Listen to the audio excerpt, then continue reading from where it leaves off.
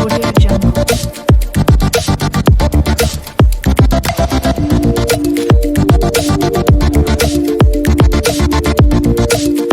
Jungle. Audio Jungle.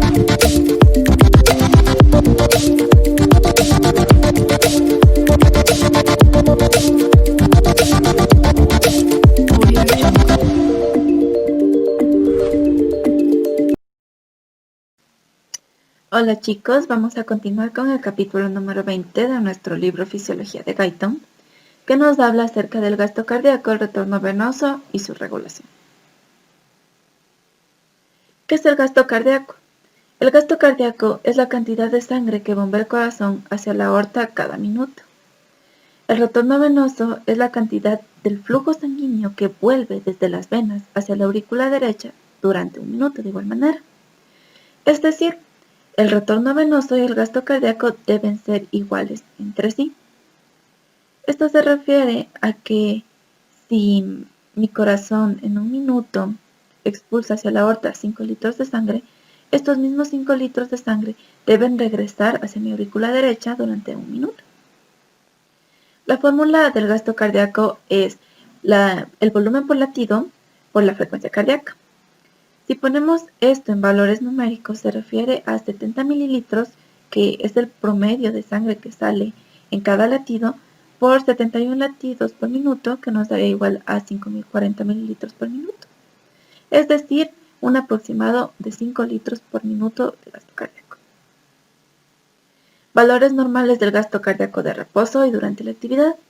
El gasto cardíaco varía mucho con el nivel de actividad del organismo. Los factores siguientes son los que afectan directamente al gasto cardíaco.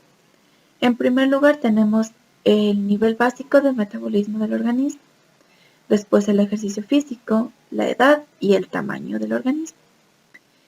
En promedio, los hombres tienen 5,6 litros por minuto de gasto cardíaco y las mujeres 4,9 litros por minuto. Si queremos hablar de una persona independientemente de su sexo, podemos decir que un adulto de 70 kilogramos tiene 5 litros por minuto de gasto cardíaco. Control del gasto cardíaco por el retorno venoso. El gasto cardíaco se encuentra controlado por el retorno venoso y el retorno venoso por la circulación periférica. La circulación periférica es la circulación mayor, la que va alrededor de todo nuestro organismo. Por ejemplo, en el caso de sufrir una hemorragia, se vería afectada la circulación periférica, porque empezaríamos a perder sangre. Si mi último gasto cardíaco antes de la hemorragia fue de 5 litros por minuto, pero debido a esto empiezo a perder sangre y ahora mi retorno venoso es igual a 4,5 litros por minuto, esto hará que mi gasto cardíaco disminuya. En cambio, en la acción de hacer ejercicio sería lo contrario. ¿Por qué? Porque cuando nosotros hacemos ejercicio consumimos más oxígeno. Y para que esto sea posible, necesitamos que nuestro retorno venoso sea más rápido. Y esto incrementa nuestro gasto cardíaco, con el fin de suministrar el oxígeno necesario a todo nuestro organismo. El corazón no controla el gasto cardíaco, pero sí puede convertirse en un limitante. ¿Cuándo se convierte en un limitante? Cuando el retorno venoso es excesivo. Cuando el retorno venoso va más allá de lo que el corazón puede bombear, se convierte en un limitante del gasto cardíaco.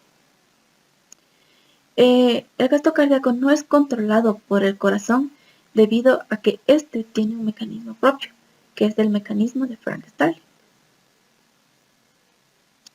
Ley de Frank-Starling. Esta ley se afirma que cuando aumenta la cantidad de flujo sanguíneo hacia el corazón, se produce un estiramiento de las paredes de las cámaras cardíacas.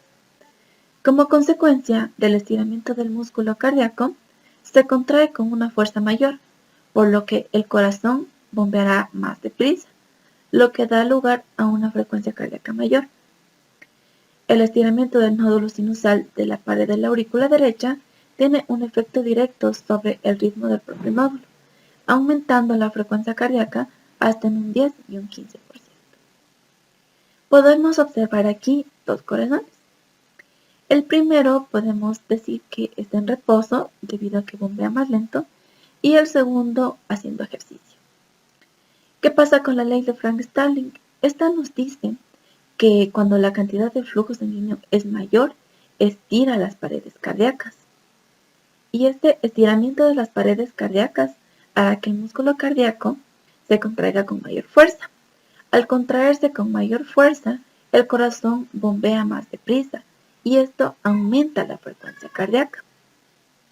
Nos dice también que esto es debido a que el estiramiento de la aurícula derecha aumenta y esto estimula nuestro nódulo sinusal, haciendo que este envía impulsos eléctricos mayores, aumentando el ritmo cardíaco entre un 10 y un 15% más. Este estiramiento o este proceso o ley de Frank-Starling empieza con el estiramiento de la aurícula derecha. Y esto da como resultado el reflejo de Bainbridge. ¿Qué es este reflejo de Bainbridge? Dicen que llega primero al centro vasomotor del cerebro y después vuelve al corazón a través de los nervios simpáticos y vagos. Cuando aumenta el flujo sanguíneo, va a haber un estímulo nervioso que llegue al cerebro. Y el cerebro va a volver este estímulo nervioso al corazón a través de los nervios simpáticos y vagos, que son los encargados de irrigar nuestro corazón. Entonces, este reflejo de Bainbridge es el que va a dar inicio al aumento de la frecuencia cardíaca, es decir, a la ley de Frank-Starling. El corazón tiene límites en el gasto cardíaco que puede alcanzar. Podemos observar aquí que en un corazón normal, el nivel de meseta, el nivel máximo que puede alcanzar un corazón normal, es de 13 litros por minuto. Obviamente, en un momento en que estemos haciendo ejercicio o alguna actividad que aumente nuestro gasto cardíaco. Hay que tomar en cuenta que estos 13 litros es más o menos 2,5 veces más de lo normal, que es 5 litros por minuto. Podemos observar también dos curvas más. Este de aquí nos habla de un corazón hipereficaz, es decir, un corazón que bombea más de lo normal, que lo puede hacer de mejor manera. Y aquí podemos ver una curva muy baja, bueno, pequeñas curvas bajas, en las cuales podemos hablar de un corazón hipoeficaz, es decir, que bombea a niveles por debajo de lo normal. Esto pasa generalmente en cardiopatías. Vamos a hablar de los factores que provocan un corazón hipereficaz. Hay dos tipos de factores que hacen que el corazón bombee mejor de lo normal. El primero es la estimulación nerviosa y el segundo, la hipertrofia del músculo cardíaco. La excitación nerviosa puede aumentar la función de bomba cardíaca. La combinación de la estimulación simpática y de la inhibición parasimpática tiene dos efectos que aumentan la eficacia de la función de bomba del corazón. El primero es el aumento de la frecuencia cardíaca, que puede ir desde 72 hasta 180 o 200 latidos por minuto en personas jóvenes. Y segundo, aumenta la fuerza de la contracción cardíaca hasta el doble de lo normal, que es 25 litros por minuto. La hipertrofia cardíaca puede aumentar la eficacia de bomba. La hipertrofia cardíaca era el segundo motivo por el cual nuestro corazón puede volverse hipereficaz. El aumento a largo plazo del trabajo cardíaco provoca el aumento de la masa y de la fuerza contractil del corazón. Al igual que el resto de músculos de nuestro organismo, cuando éste se somete a un trabajo intenso, constante, se hipertrofia. Y es lo que pasó aquí. Es el aumento de la masa muscular del corazón. Por ejemplo, es frecuente que la masa de los corazones de los corredores de maratón aumente en un 50 a un 75%. Este factor eleva la meseta en la curva de gasto cardíaco, alcanzando a veces entre un 60 y un 100%. Por tanto, permite que el corazón bombee mucho más que las cantidades habituales del gasto cardíaco. Cuando se combina la excitación nerviosa del corazón con la hipertrofia, como ocurre en los corredores de maratón, el efecto total permite que el corazón bombee hasta 30 y 40 litros por minuto. Es decir, cuando se combinan las dos acciones que provocan un corazón hipereficaz, el bombeo llega hasta 40 litros por minuto, que es 2,5 veces el nivel que puede alcanzar una persona media. Este aumento del nivel de bombeo es uno de los factores más importantes que pueden determinar el tiempo que un corredor puede correr. Es decir, de esto depende la resistencia de un deportista. Factores que provocan un corazón hipereficaz. Aquí tenemos la hipertensión arterial, el bloqueo de una arteria coronaria, como podemos ver en la imagen, que puede ser por grasa, una cardiopatía valvular, que puede ser un estrechamiento de la válvula mitral, una estenosis de la misma, entre otras, una cardiopatía congénita, una miocarditis, que es una inflamación del músculo cardíaco, hipoxia cardíaca, inhibición de la excitación nerviosa del corazón y factores patológicos que provocan alteraciones del ritmo cardíaco o de la frecuencia cardíaca. Un ejemplo de este último puede ser el síndrome de Wolff-Parkinson-White, en el cual se presentan diferentes arritmias. Función del sistema nervioso en el control del gasto cardíaco. La importancia del sistema nervioso en el mantenimiento de la presión arterial cuando los vasos sanguíneos periféricos están dilatados y aumentan el retorno venoso y el gasto cardíaco. Podemos observar aquí dos gráficas que nos van a ayudar a entender qué pasa cuando existe un control del sistema nervioso y qué pasa cuando éste se inhibe. Para poder entender esto se hizo un experimento en un perro en el cual se administró dinitrofenol, que es una sustancia que va a dilatar los vasos sanguíneos. Cuando el perro tenía su sistema nervioso normal y al inyectar esta sustancia se pudo ver cómo el gasto cardíaco incrementó con el fin de que la presión arterial no decaiga. Podemos observar cómo la presión arterial, gracias al sistema nervioso, se mantiene constante. Y esto es debido a que él mismo aumentó el gasto cardíaco, 4,5 veces más. Sin embargo, cuando administramos esta sustancia al perrito y se inhibió también el sistema nervioso, es decir, lo dejamos sin un sistema nervioso que controle estas acciones, ¿qué pasó? El gasto cardíaco no aumentó. Y al no aumentar el gasto cardíaco, la presión arterial cayó. Es decir, la importancia de nuestro sistema nervioso es inmensa, debido a que cuando hay la dilatación de nuestros vasos sanguíneos, este es el encargado de mantener nuestra presión arterial.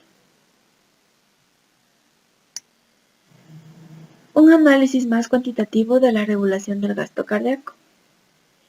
Para entender la regulación del gasto cardíaco en situaciones estresantes especiales como el ejercicio extremo, la insuficiencia cardíaca y el shock circulatorio, se hace mediante los siguientes factores cuantitativos. Primero, la capacidad de bomba del corazón, que ésta se va a encontrar representada por las curvas del gasto cardíaco. Y segundo, los factores periféricos que afectan al flujo de sangre desde las venas del corazón. Esto se va a encontrar representado por las curvas del retorno venoso. Efecto de la presión externa al corazón sobre las curvas de gasto cardíaco. La presión externa normal es igual a la presión intrapleural normal, que esta es la presión de la cavidad torácica. Normalmente esta se encuentra en menos 4 milímetros de mercurio. El aumento de la presión intrapleural hasta menos 2 milímetros de mercurio desplaza toda la curva del gasto cardíaco hacia la derecha y en la misma cuantía. ¿Qué nos quiere decir esto? Cuando la presión intrapleural, que es la presión de la cavidad torácica, aumenta hasta menos 2 milímetros de mercurio, podemos observar cómo la curva se viene a la derecha. ¿Por qué? Porque en este momento estamos relacionando el gasto cardíaco con la presión en la aurícula derecha. Nosotros conocemos que la sangre circula desde una presión mayor hasta una presión menor, por lo cual la presión de mi aurícula derecha siempre tiene que ser mayor a la presión de mi cavidad torácica. Por lo cual, si tengo una presión intrapleural de menos 2 milímetros de mercurio, la presión en mi aurícula derecha será de 0. En cambio, si mi presión intrapleural aumenta a más 2 milímetros de mercurio, mi aurícula derecha tiene que aumentar a más 4 milímetros de mercurio, todo con el fin de que la circulación pueda seguir su rumbo normal, es decir, de una mayor presión a una menor presión. Curvas del retorno venoso. Para saber cuáles son los factores que afectan el retorno venoso, se hizo un experimento en un animal. Este experimento consistía en extraer el corazón y los pulmones y suplantarlos con un respirador artificial y con una bomba.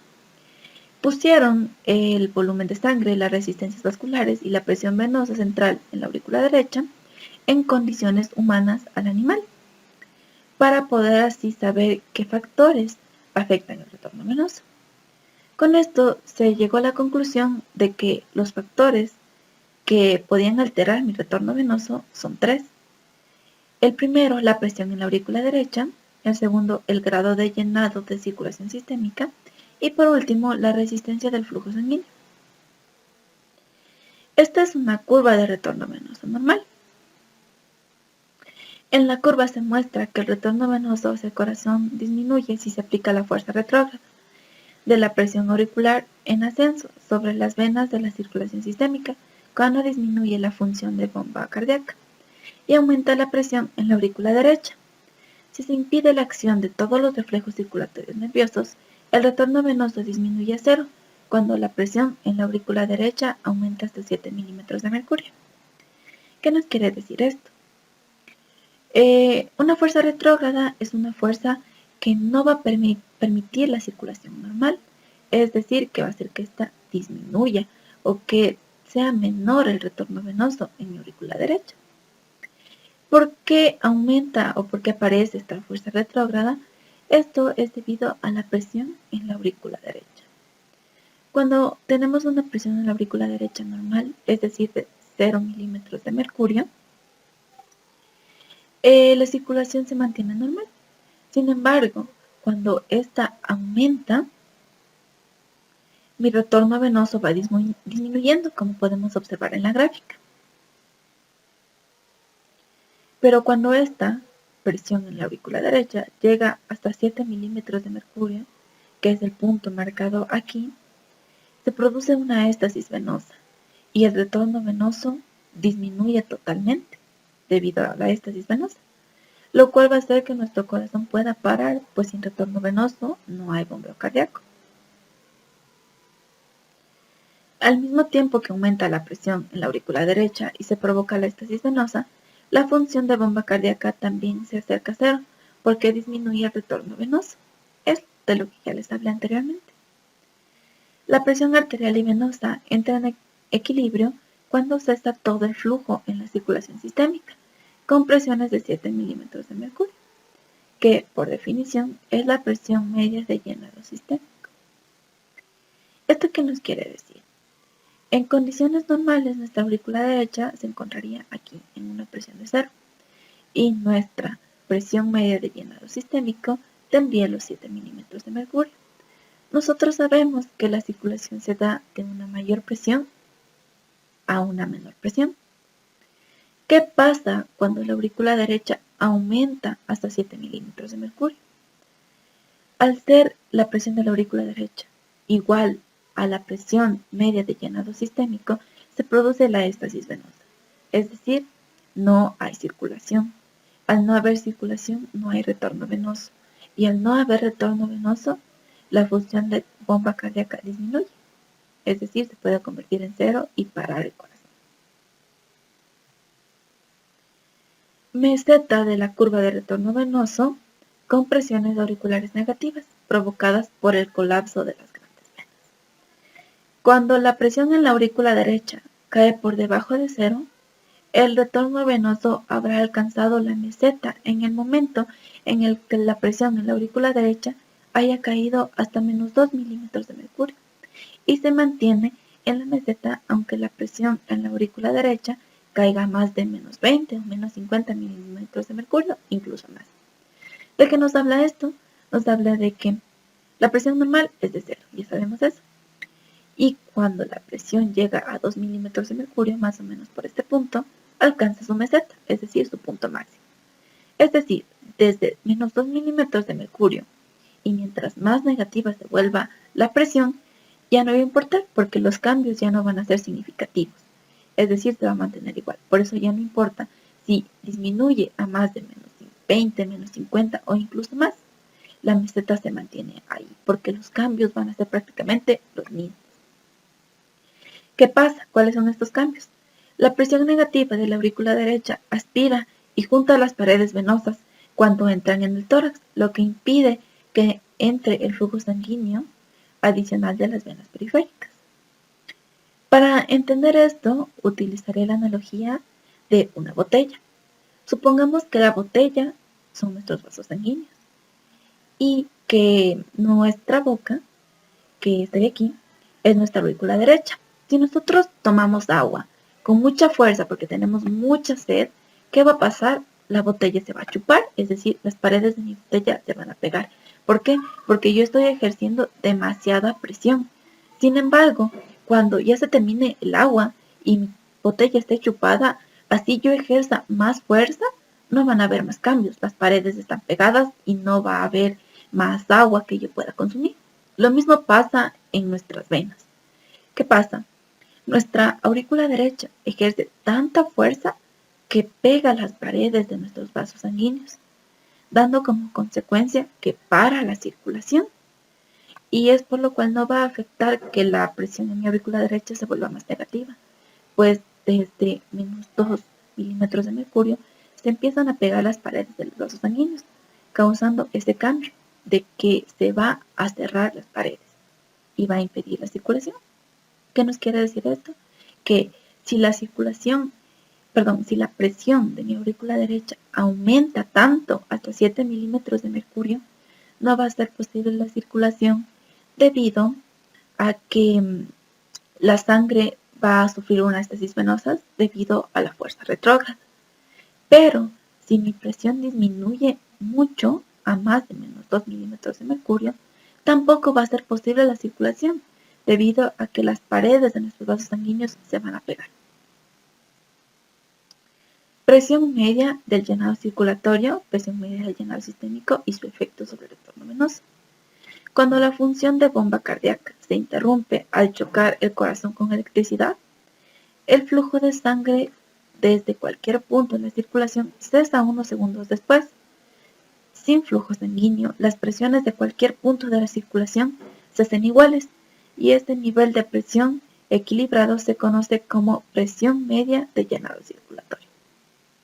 Es decir, cuando por algún motivo, como aquí dice, un choque eléctrico, cesa nuestra circulación, es decir, nos quedamos sin flujo sanguíneo, la presión en cualquier punto de nuestro organismo se hace igual. Y esta presión se conoce como presión media de llenado circulatorio. Efecto del volumen de sangre sobre la presión media de llenado circulatorio. Cuanto mayor sea el volumen de sangre en la circulación, mayor será la presión media de llenado circulatorio, porque el volumen extra de sangre estira las paredes de la vasculatura. Esto nos habla de que si tenemos un mayor volumen de sangre en la circulación, esto hará que se estiren nuestros vasos sanguíneos. Y esto hará que la presión media de llenado circulatorio sea mayor. ¿Por qué? Porque va a haber mucha más sangre en nuestros vasos sanguíneos debido a su dilatación.